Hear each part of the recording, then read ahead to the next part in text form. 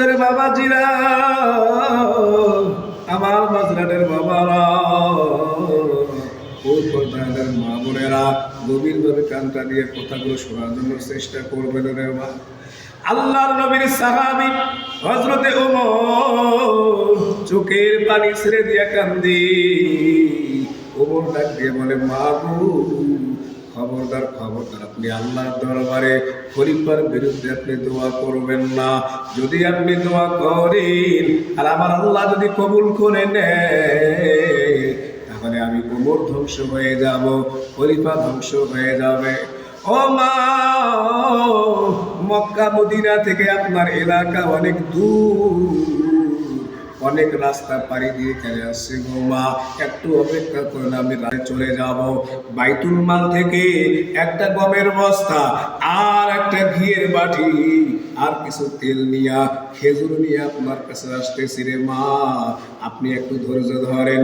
খলিফাতুল মুসলিমিন চলে গেলেন বাড়ির মধ্যে। আল্লাহর নবীর সাহাবী, ইসলামের দ্বিতীয় খলিফা চোখের পানি ছেড়ে দিয়া চেহারাটা ধর কালো হয়ে গেছে রে বাবাজি। রাষ্ট্রের যদি শাসকের প্রয়োজন হয়, নেতার যদি প্রয়োজন হয়, এমন নেতা নির্বাচিত করতে হবে, কথা বলেন ঠিক কিনা? রাস্তা পিঠের মধ্যে নিয়া ওই আঁকা বাঁকা মিঠো পথ, মরুভূমির পথ পাড়ি দিয়া মহিলার কাছে গিয়ে হাজির হয়ে গেল।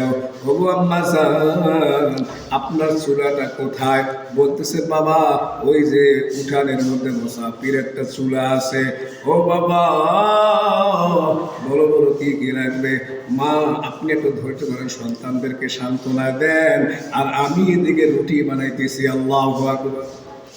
আল্লাহর নবীর সাহাবী হযরত ওমর চোখের পানি ছেড়ে দিয়া, আমার বন্ধুরে, এইবার খলিফাতুল মুসলিমিন চুলার মধ্যে আগুন লাগাইতেছেন রে বাবা।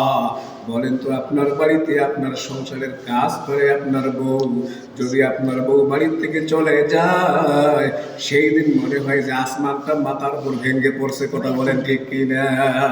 মৃত্যুরে বরণ করে গাইতো যারা জীবনের জয়গান,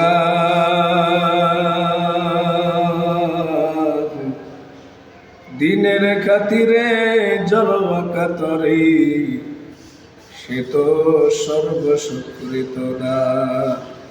আজ কোথায় গেল সেই মানব দরদি তৌহিদি সন্তান? কোথা গেল সেই সোনার মানুষ? কোথায় সেই মুসলমান? আমার তারা গুঞ্জের বাবাজিরা,